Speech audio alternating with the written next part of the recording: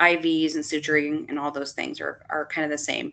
I feel like we administer medications pretty regularly, so I'm not concerned about working on that skill. But definitely IVs and suturing, I think it would be beneficial. But I also understand where it's not, the groundwork isn't set up for it, where with NRP and CPR, we have lots of options for classes and the availability to take those as you need them, and it fits your schedule. And if you miss it because of a birth, you can reschedule something easily. And we don't have that set up for LD&D.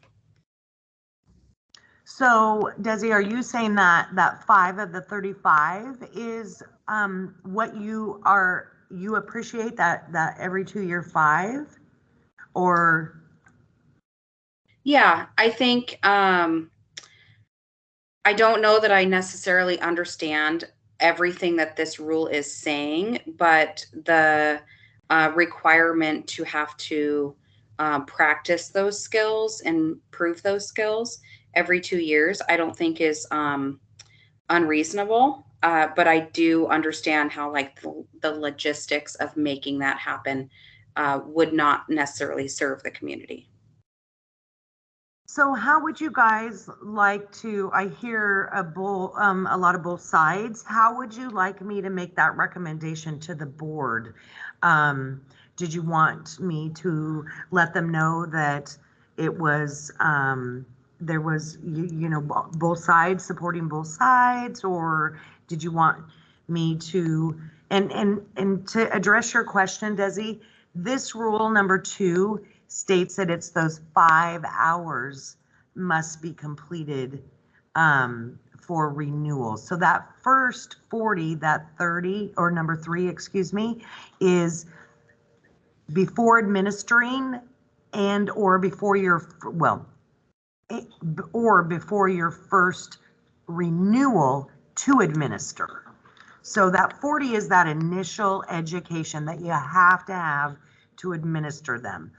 Number 2 is now that you've gotten that 40, now you can get those 5 hours every 2 years or every other renewal. So it's just to support that in all of those areas from the initial 40-hour education. I guess the other, oh, sorry. Go ahead. No, go ahead. The question I had is that under the purview of this committee? I was under the impression that we were focused on the initial LD&D training. So I didn't know if we were supposed to be addressing continuing, because I thought that the board felt pretty settled about the change to the continuing stuff. So the 5 hours, yes, you are absolutely right.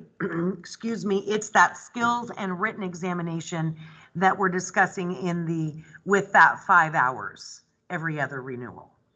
So the 5 hours, that's all good. We're not discussing that. It's that we're working on that initial 40s, which is going to be in the educational piece, not as a continuing. And now that we're having a skills and written examination, do we want to recommend that in addition to those 5 hours every other renewal, we add a skills and written examination to that? Or do we want that skills and written examination to be at the completion of that initial education and not a requirement for that every other year on the renewal piece? Cerinthia, can you just say that we discussed it and decided that it was not within our mandate to make recommendations because we were mandated to discuss initial only, which is actually news to me. I thought we were mandated to discuss the whole program. Either or, we can talk about it and make recommendations, because this is the continuing education. So if the recommendation from this committee is that we add with that new skills and written examination to that every other year 5 hours as a requirement, we can recommend that as a committee to the board. That's what I thought. It was the whole LD&D continuing education and initial and renewal. That was my understanding. So for me, this is not a hill to die on. It can be, if we focus on initial and make a really great set of competencies, a really great written exam, and a really great skills exam, that could easily be adapted every adopted for every 2 years or every 5 years or every 4 years if the board wanted to move in that direction. And if at the end of this we decide that's what we want to recommend. For now, perhaps for the report, the next report you make to the board, just say it's under discussion. Does that sound reasonable to everyone? And put our focus on creating those tools, which would be flexible. And, you know, if you're testing whether people can do it, it's going to be the same tests. It's going to be the same thing. That sounds like a great idea. Let's table that for now. Look at what we're going to be putting together, and then we can bring that back up at our next meeting. And or if we have to have a third, which I'm hoping that we do not, but we'll talk about it at our next meeting. Okay? Is everybody okay with that? Sounds good. Okay, perfect. Okay, so let's move on to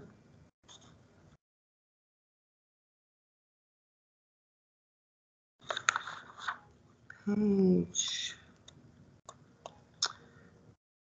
11, which I'm really glad we're getting rid of hours and instead are focusing on competencies, because those hour things were, and Julia can probably attest to this too, like, do we really need 4 hours on this when we really need more hours on that? And so competencies are the way to go. I'm really glad we're moving in that direction. yes, definitely. I think that is a really good idea in supporting that by that skills and written. So on page 11, a copy of the board approved curriculum objectives from January of 2021 Legend Drugs and Devices program is available. This piece right here will go back onto page 6, which is the educational piece, and it will reference and I'm going to go back up to page 6.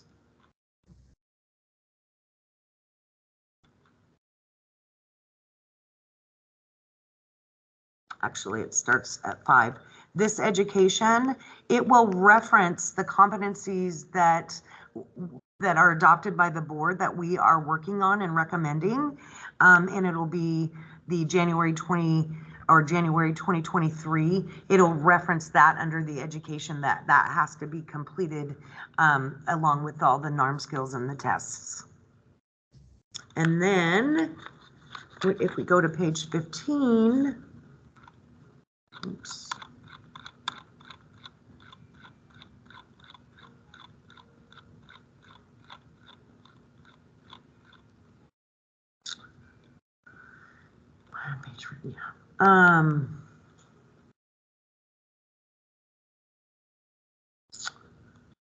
Let's see, the one we need to talk about is number G. So this would be 6G. If the LDM has obtained Legend Drugs and Devices training, this will not be, we will remove this because they have to have the Legend Drugs and Devices training to have the license. And then going down to page 30.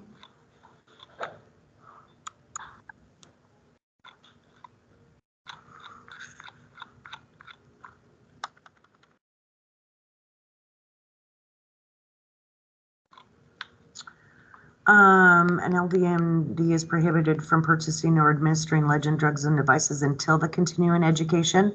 That will go away as well because they have to have that as the education, as well as number 2. No, we talked about not. No, it will not affect. Sorry, this was, so it will just be number 1 until, because it is a requirement now. So, or will be a requirement. So a licensed direct entry midwife is prohibited from purchasing Legend Drugs and Devices is what it will say. Shouldn't the whole thing go away? Because an LDM is a licensed direct entry midwife. And we have to be licensed now, you have to have taken the testing. Mm-hmm. And then once you've taken the testing and you've passed it, then you get your license and you're able to purchase and administer the Legend Drugs and Devices, correct? That's the way it's going to work, just like every other healthcare profession. Yes. So I don't think you need to go at all. The whole thing goes away. Okay. Am I misreading this, you guys? No, you're right, Holly. You're right. 26000. So 1 would completely go away. It becomes gone. Okay. Because it's back up to the application requirements. Because you can't be an LDM without it now. Exactly. So the whole number 1 goes away. And then number 2, an LDM who completes listed is authorized to purchase and administer. Yeah, but that's continuing education is required to maintain your license. You can't get licensed without it. Yeah. So I think number 2 probably goes away too. Okay. Because again, if I need, I have to turn in my continuing ed before I get relicensed. Am I, unless I've been doing it wrong all these years, you guys seem to want it, So I don't think we need 2 either. 1 and 2, boom, out of there.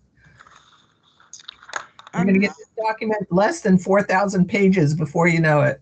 Exactly. Okay, so the only reason I have it highlighted green is just because these are the legend drugs and devices. So, Well, these are the legend drugs that you're showing us now. yes, and then the devices. I'm not sure how many devices. This thing doesn't show us devices. It just lists drugs. We've never listed the devices. I don't. Oh, well, no, we do. There they are. I stand corrected. Corrected me. Okay, gotcha.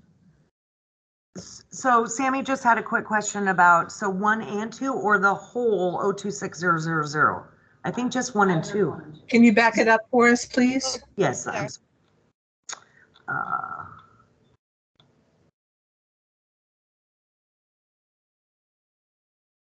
No, 3 I think is important. 3 4, stays. 4 stays.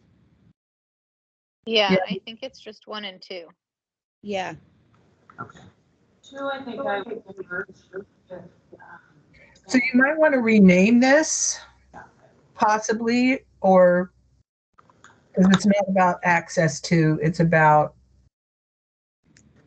I don't know what it's about. It's miscellaneous things about. As Sam said, authority to. Mm-hmm. Well, it's about record keeping. It's Storage and about record storing. It's about maintaining, following local and state and federal ordinances. It's about, not about authority. LD&D standards. I would call it maybe. What do you guys think? I want to go with storage or record keeping. Yeah, but hold on, because I when I'm reading number 2, it's obviously it's referencing a statute, but I want to make sure that this is in rule as well, that there's the authority to purchase and administer, because I feel like this line right here has been able to for me to go to a pharmacy and get meds. So maybe we need one that says an LDM is authorized to purchase or administer legend drugs and devices listed in blah, blah, blah, blah, blah, blah. Okay. Yeah. And then the rest of it is in support of that. Okay. Yeah, I'll rework number 2. So Sammy will rework number 2. Well, she'll be reworking the whole thing and working on the name and again, making sure going through legal counsel, and then there will be a rules advisory committee, and so we'll make sure that it happens correctly. And then also when she is working on that, I'll, with her committees and that, I'll make sure that all of you guys get that language. So based on what our discussion is here today. Okay. Yeah, that was a great catch, Colleen. Nowhere else specifically say licensed direct entry midwives are authorized to purchase and administer. So that has to be clearly stated. Yeah. Yeah, it Take out does. that chunk of continuing education, but it's got to say that. Yeah. Did you hear Sammy? You could take out the piece that says continuing education, but this authorizes to purchase is the big piece right there. That's right. That's the direction I would go. That's the whole cookie, she said. Okay, perfect. Okay, so now we can move. Can I ask a question? Yes. So, yeah, I see that it speaks clearly to the purchase, the use, the administration.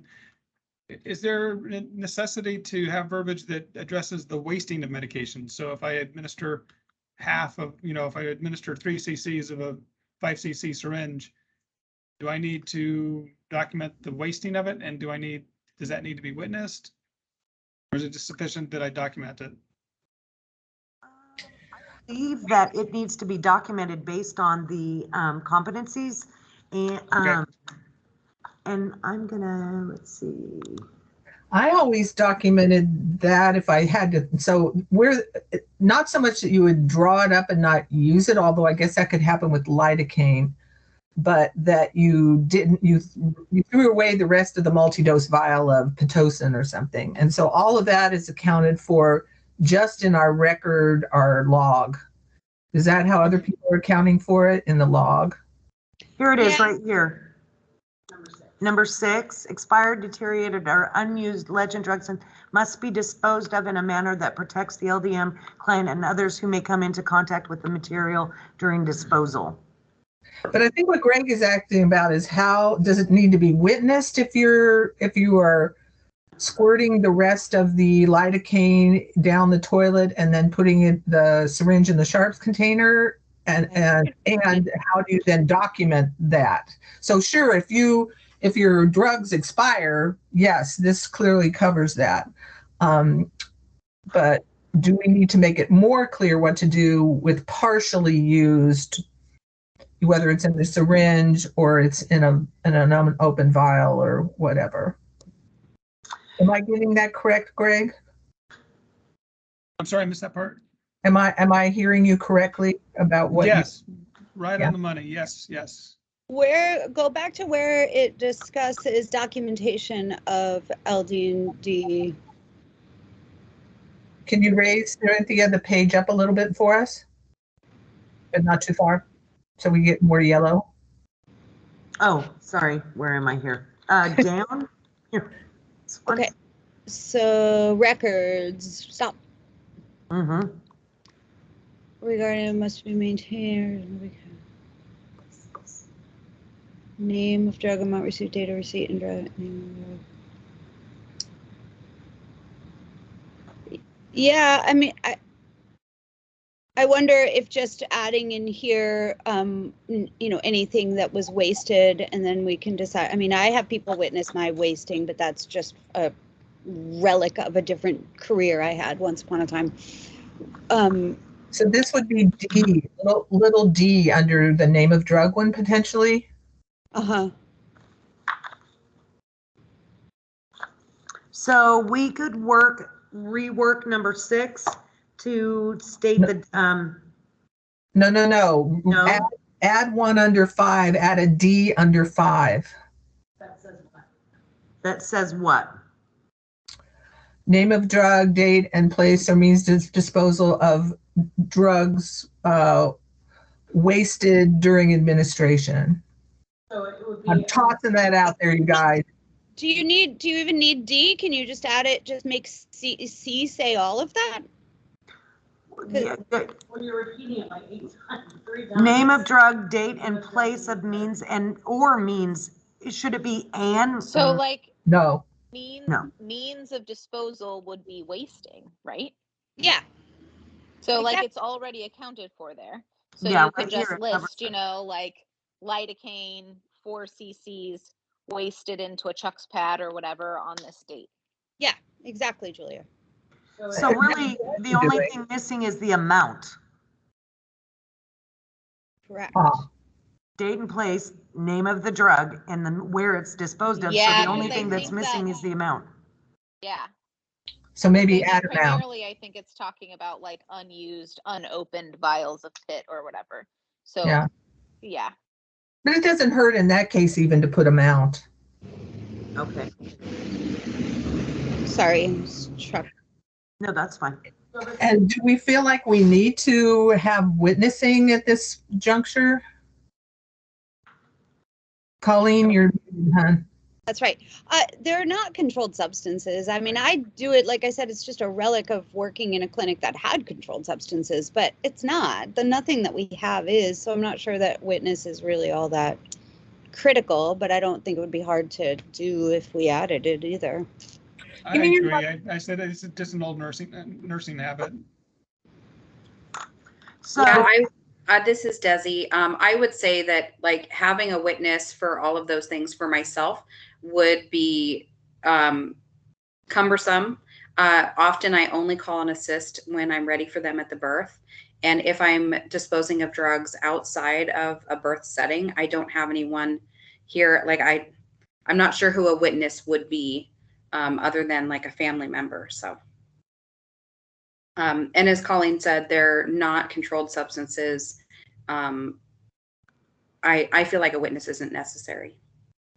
So I agree. I'm all C, for making it less cumbersome.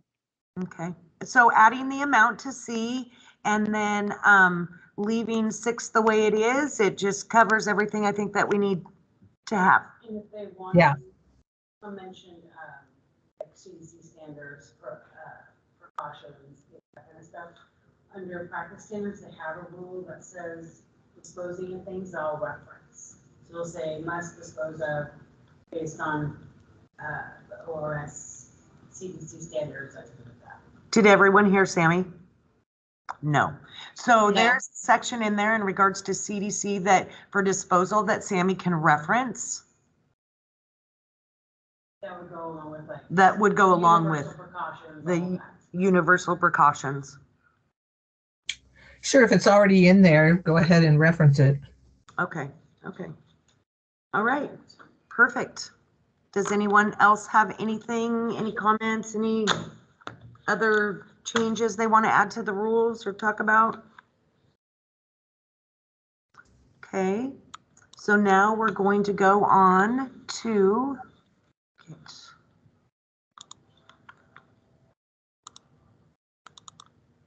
Are we planning to work straight through till 2 o'clock? would you like to take a break? Well, not yet, but I just wondered what the vision was for the meeting so that I can figure out things. We are going to go over the competencies and then we're probably midway through. It just depends on kind of what you guys want to do. We'll have a break and then we'll go into the skills exam and then we'll have a working lunch. And then we'll talk about the written examination moving forward for our next meeting. So we'll have a break here, I'd say in about a half an hour. And then we'll just work through the competencies. Is that okay? Does that work for you? Yeah, I just wonder, I mean, I have down on my calendar 4 hours and that's a lot of non-break time if that was the vision. No, we'll definitely have a little break here in a little while and then we'll just keep working on the competencies and then we'll start the skills. No, we'll take plenty of, we'll get you a couple breaks in there. Are you guys considering us a free lunch? I just want to let everyone know I actually have to leave at 1:30 for a doctor's appointment that has been nothing but a crazy moving target. So I had to take what I could get. No worries. We'll do what we can today. We have another meeting and it just depends on how you guys, in regards to these competencies, how much work we have to do. So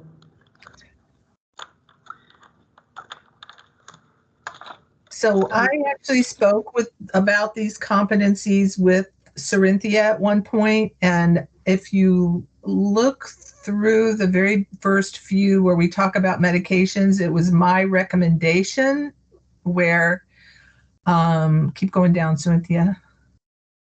Stop right there, where it's at 1.4, and I said that I recommended that rather than our committee do the work of basically writing a pharmacy textbook by putting all the information about all of the drugs, that we add this language, the current information to explain each competency needs to be accessed, and we could add by the student through independent research. In other words, it's their responsibility to look up the mechanism of pharmacological action for oxytocin rather than us writing it into the competencies, writing the answers to everything into the competencies.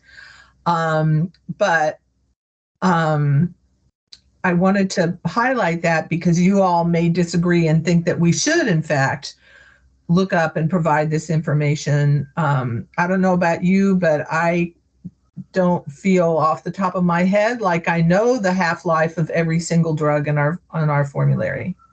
And I spend a lot of time dealing with education about this. So, or that I have the comprehensive list of side effects in my mind. So I just wanted to bring that to people's attention and see what people think of that approach, or should we in fact fill in the information for each of these drugs?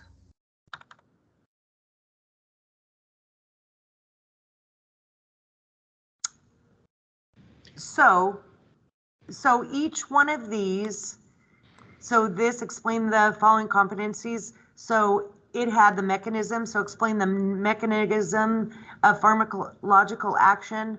And then this list was under each one of these, explain the onset, and then it would give the list.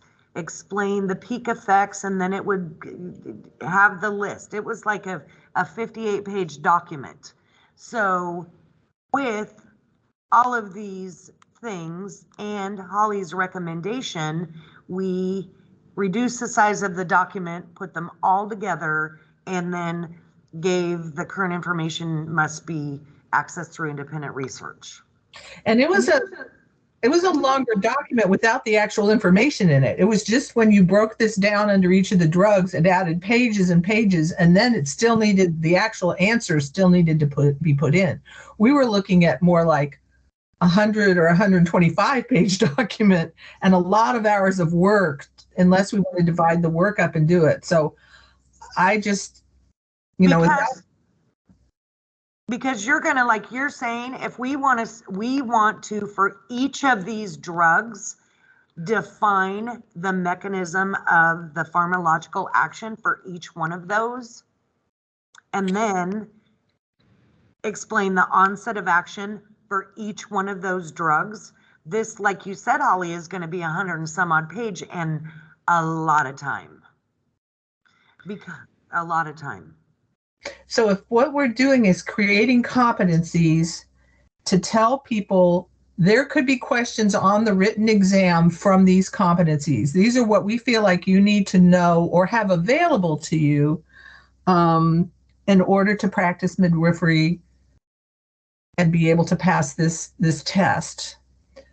It is not necessarily incumbent on us to give the answers to all of the competencies, although it's nice if we give it to as many as is easy for us to do.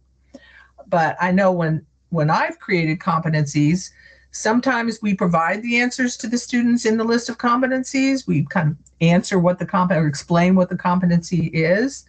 But a lot of times we don't. We leave it up to them to learn it, and so hopefully if they're attending a school, they're getting these competencies answered. If they're attending, doing self-study, they need to look up these things. So that was my thinking. Also, it allows us to assume students are going to look up the most recent information. And that way we don't have to change this document if there's a change in the medication insert, about something. So the Health Licensing Office also regulates the Board of Denture Technology, and they have competencies as well. And you are exactly right, Holly, in regards to some of them the answers are provided in like, for example, what is a drug or what is define legend drugs and devices. But when you get into, and if you look at their pharmacology section, it is very vague and not even as detailed as this is. And in fact, the International Federation of Denturists even modified that document even more to really put the onus on the educational institution or the individual who was providing the training. It was basically, what is a drug? What are legend drugs? It didn't even provide the answers with the new IFD recommendations. So moving this in this direction where they have to find the most current information is not uncommon. So there are places later in the document, if you scroll down, where we might want to add answers or we might not. But in this section in particular, I like not creating a handbook on the midwifery formulary. Other people's thoughts on that?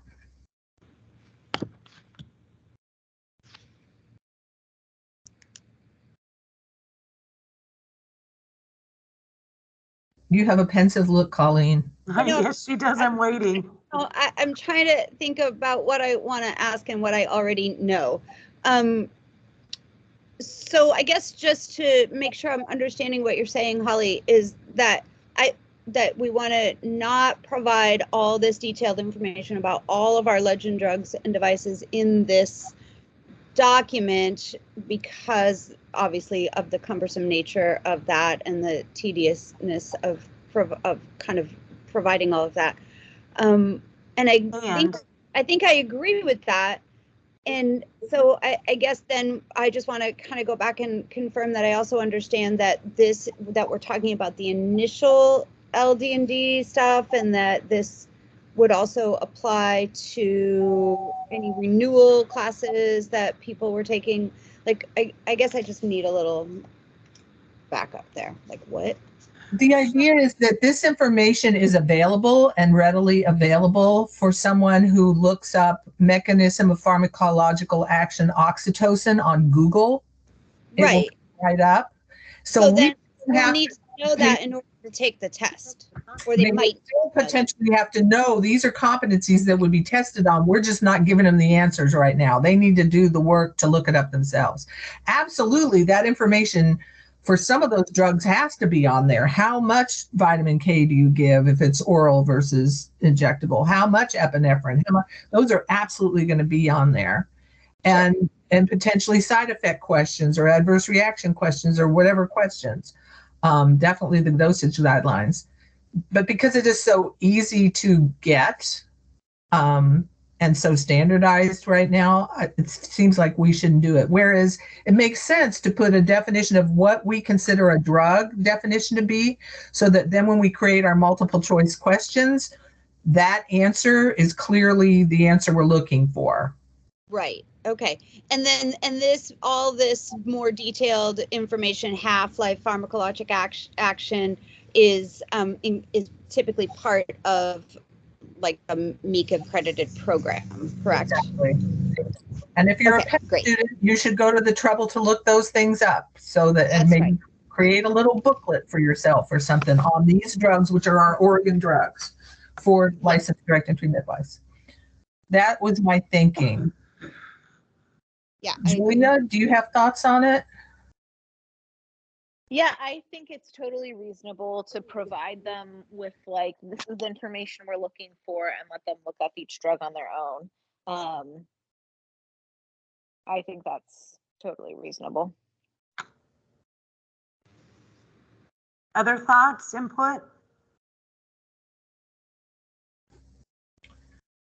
Thank you for sharing about the dentists. That makes me feel more confident in this approach. Yeah.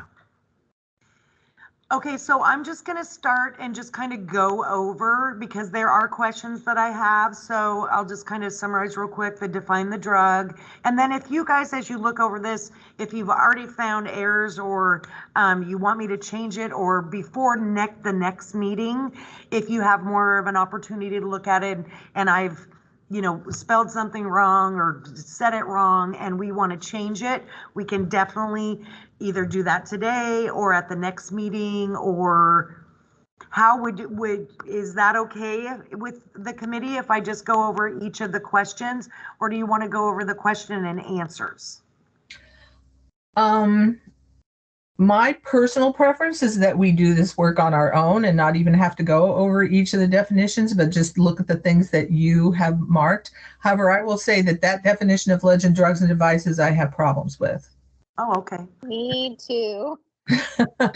So having said that, usually it's drugs and I'm trying to think of what the definition we use, but it has something about professional use, needs state authorization or legal authorization to access and administer, that kind of thing. There are many drugs, alleged drugs and devices that have nothing to do with pregnancy, birth, postpartum, newborn care, resuscitation. That's only in the state of Oregon. So legend drugs and devices are things that admit that is an established term that is a pharmacological term, legend drug or legend device. Now, we may have defined it a certain way in our law, and in that case, we should caveat that with define legend drugs and devices for use by licensed midwives are what? If you even want to ask that, but I wouldn't even ask that because some people don't understand the difference between prescription authority and authorization to use for professional use, which is what medics and licensed direct entry midwives have, and the difference between over the counter and a legend device or a legend drug. So I think we should rewrite that, to reflect the more general category. So I will work with Sammy on rewriting that, and I can get with you, Holly, on rewriting that. That way we have this one redone for the next committee meeting. Julia, did you have some thoughts? Oh, no, I was just gonna give definitely a more general definition. So like any drugs which are required by state law or regulation of the Pharmacy Quality Assurance Commission to be dispensed on prescription only or are restricted to use by practitioners only. So like it should be much, much more broad. Yeah. Can you send that language to Cerinthia? Yeah. Do you want me to, can I put it in the chat? Even like it's not a chat question and then you can see it. Yeah. Yes, we can do that because it is, I think I can see it. Let me. Could she add it to the original document for you? I'm sorry, what? Can she add it to the original document? Right now we're looking at what's up on your screen, but if she pulls up the document, will it show up here if she types into it? No. Okay. But if she sends it, the language. No, the chat is turned off. Go ahead. Yeah, I can just shoot you an email real quick. Okay.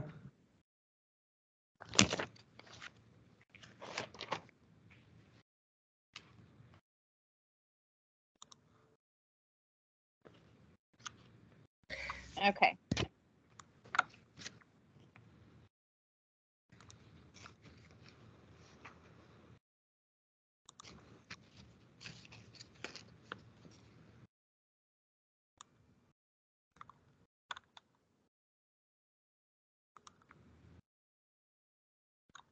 And I might add authorized practitioners at the end of that instead of used by practitioners only, because it is authorized practitioners. We have a lot of practitioners in this state who are not authorized to use these.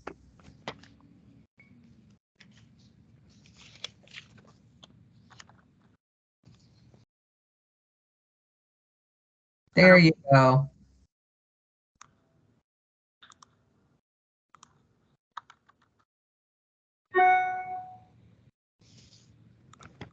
Okay. Thank you. If we do this for every single one of these, we're going to be meeting all the way through 2024. Okay. Describe okay, so anyone have any suggestions or changes to describe the action and effects of pharmacological agents? Well, again, there are a bunch of potential effects and a bunch of potential actions. And the effect, this is defining effect. Mm-hmm. The definition of effect. We need the action. A definition of actions, but it's not describing the actions. Each individual drug has actions and each has effects. So if what we mean is define, then instead of describe, this is what I mean by we could get into the weeds on this and spend a lot of time. So if what we mean is define, we should say define. Okay. And then with that, then it okay? Well, the second part is for sure okay. By which the chemical produces response. Yeah, that's fine for actions. And again, if you don't have anything like right now that you've come up with, like the LD&D, we can always, you can take the time to look at it. We can just go over this document and then you can send me emails. And I can make some changes and then get that to the full committee before our next meeting as well. Is that okay, Holly? Yes, but since we're on this one now, put an action or a pharmacological action is a biochemical physiological mechanism or action is, so that they know that that's what we're doing there. No, I think that's what we should do, is each of us look through each one of these and see, does that make sense to us? Do we have concerns? But let's go to the things that you have highlighted as you want to bring to our attention, rather than going through these one at a time. If people want to go through one at a time, I can do that too. But to me, the use of our time is to skip the things that are filled in and see what you have concerns about. Okay. Is everybody okay with that? Then just go through my questions, and that way it gives you more of an opportunity to look at that document, like Holly said. So Holly, a pharmacological action is a biochemical physical mechanism by which the chemical produces a? No, the rest of it is fine. Okay. Let's see, where's my question? Explain the following. Okay, nope, I don't have a question there. This is one blank page. No, it'll go. I'll work on formatting. I don't know why it went down.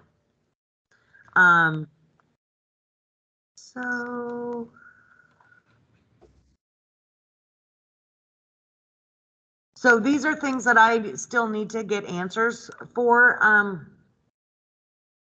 So part of 1.7, that where drugs cross the placenta, that is part of the answer.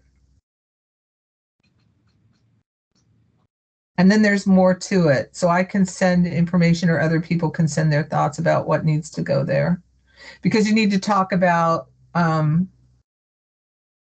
how the adverse reaction creates physiologic change in the mother that can change transfer of nutrients and oxygen to the fetus and waste products away from the fetus, as well as the drug itself could cause an adverse effect on the baby if it transfers to the fetus through the placenta.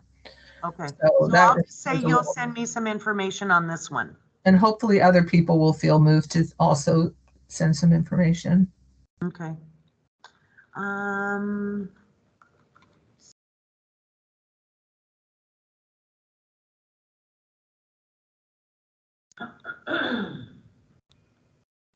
So explain the steps necessary to be in compliance with the administration of pharmacological agents. And so I just need some answers here. So I can look these up. About administration. That was what was on the initial LD&D. Well, we do need to, people do need to be able to explain the steps necessary to administer the different pharmacological agents. So does there not need to be anything else here? Basically, it's the explanation is storage, transporting, security, and disposal. That is not the answer to the steps necessary with the administration of pharmacological. Those are important things about how should you appropriately store each thing, how do you transport it safely, but they're not the answer to 1.24. Okay, so this just needs to be completely rewritten. Yeah, we don't want to lose those things necessarily. They just need a different question in front of them. Right, they're more just possession of. Yeah. So maybe explain safe storage, transportation, security, and disposal of pharmacological agents. This whole question needs to be different. It's two questions. One is the one we're asking, and the other one is the second question. So there needs to be. I would say that the storage piece probably belongs under 1.4. Like when I'm teaching this portion of LD&D, we talk about storage, temperature, and guidelines when we're talking about each drug, and it differs from drug. Like some medications need to be refrigerated, some medications don't need to be refrigerated or can't be. So I think it makes sense to put storage under the 1.4 with the mechanism of action, the onset of action, the therapeutic effects, side effects, etc., so that the storage for each particular medication is in their brain. But it's also true, I also talk about transport, because how you transport oxygen in the back of a car around temperature and stuff, that also goes there, as does disposal, how to safely dispose of each drug, which are different. So all of those should probably go either above or below, depending on you know, yeah, but they go with each individual drug, not as its own Yeah. thing. Yeah, so they should be under 1.4.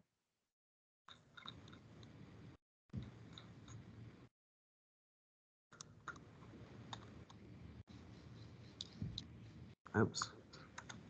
And then they're going to vary by drug. So again,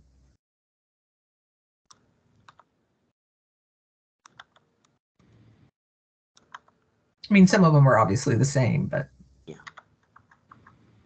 All right. So then going back to the original question, that is asking for the steps for administering drugs, each of the different routes. And then we have a question, I think, later about routes of administration. Oh, there's lots of duplicates I have questions about for you guys. So explain the steps necessary to be in compliance with the administration of pharmacological agents. So does it need, well, we've added it up above, what, I guess. So you get rid of what you have in yellow there. You get rid of the words in compliance with and necessary to safely administer pharmacological agents or something like that.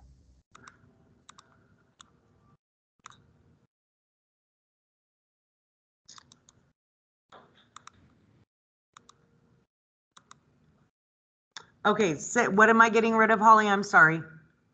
The steps necessary to safely administer pharmacological agents. So you keep the steps necessary and get rid of the to be in compliance with the administration and just say to safely administer pharmacological agents and get rid of.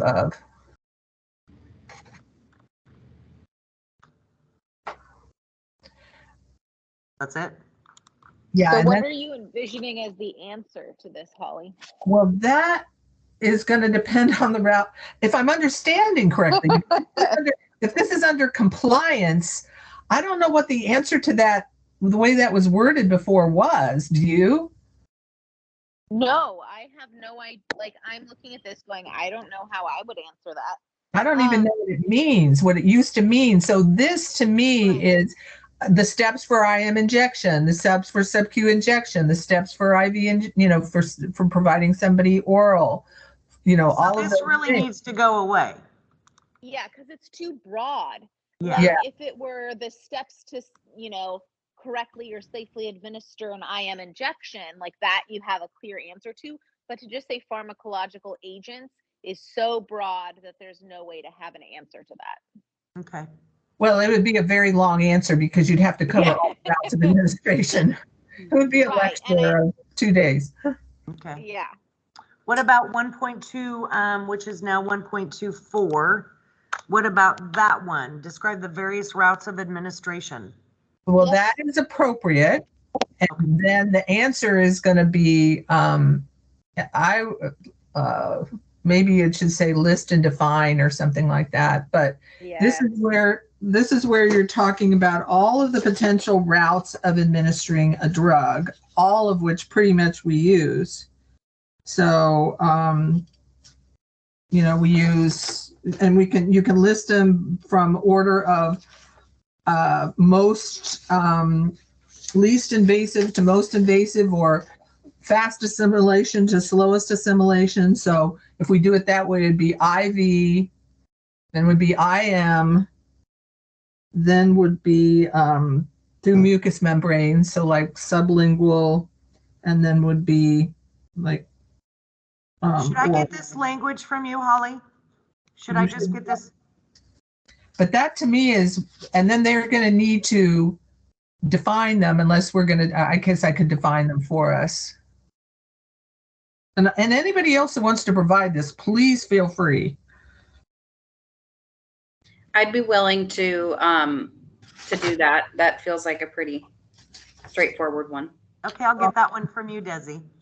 So is it clear to the student that, or the person being evaluated, that routes of administration just for the drugs that they're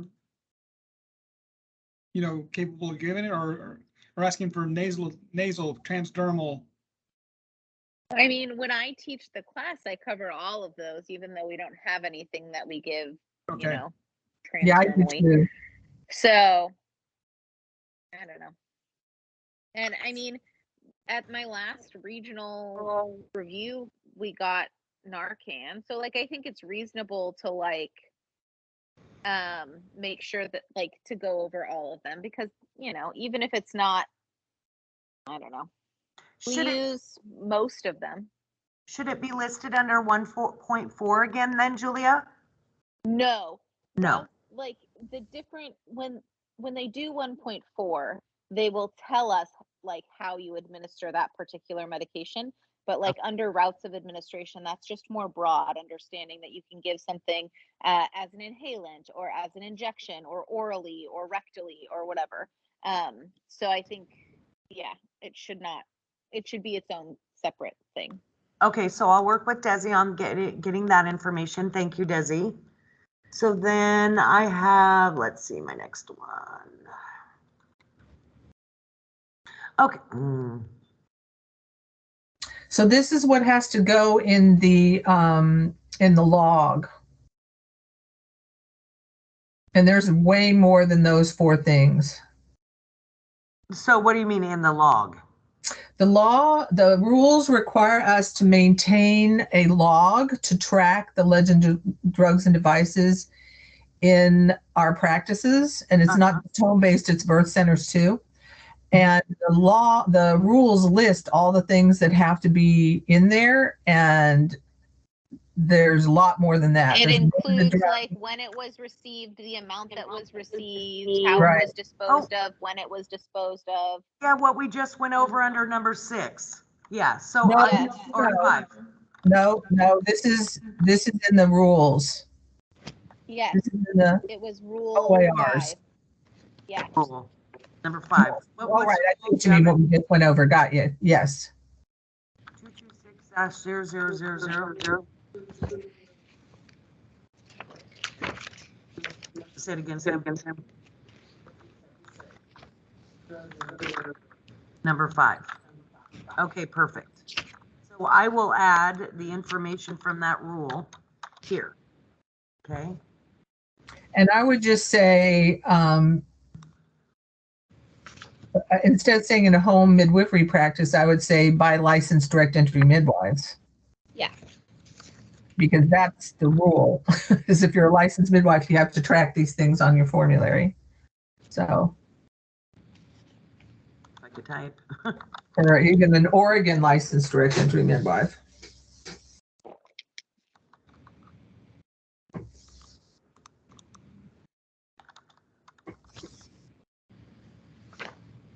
Okay, so I'll work on that. Awesome. So, explain the dosage form and packaging for each legend drugs and devices authorized for use by a license. Should each drug be listed here as well, like it was above? Or does this need, the dosage form and packaging need to be added to 1.4? I think add it to 1.4. What do you guys think? I kind of like it where it is. Really, I usually teach it together with all the other things.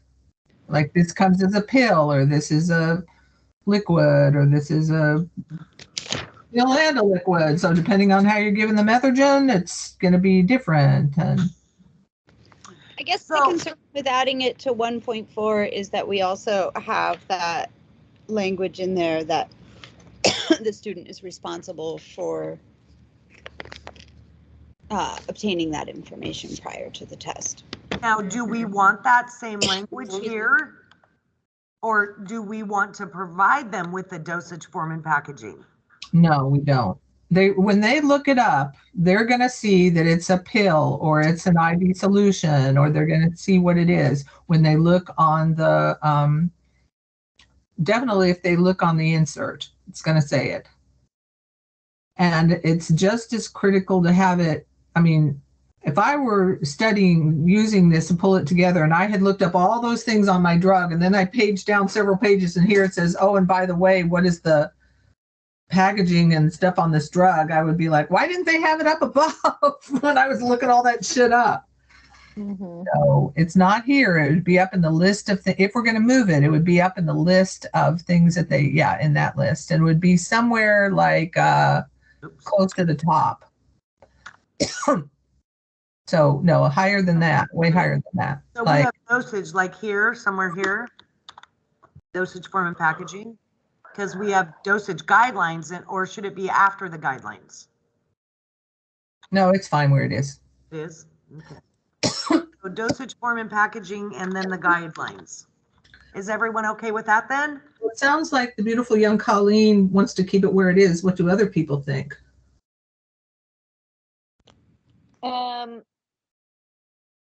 So, I mean, you would already, when you're talking about like dosage and administration under 1.4, it would be clear, how you're giving it, right? Because like when I go over that, we talk about how much you give IM or how much you give IV or whatever. So I think the question is whether what we're shooting for here, because like the second part of this is like packaging should be sealed and the use of an anti-theft cover and labels and that sort of stuff. Like, are we looking for something more broad here under dosage guidelines where we're like, and packaging stuff, right? So like,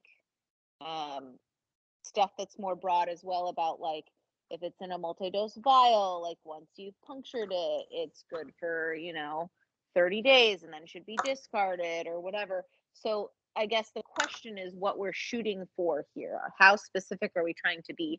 Because if we're trying to be more broad and just get like a basic of like, yes, you need to make sure things are sealed. You need to make sure that like things are clearly labeled and, just those sorts of guidelines.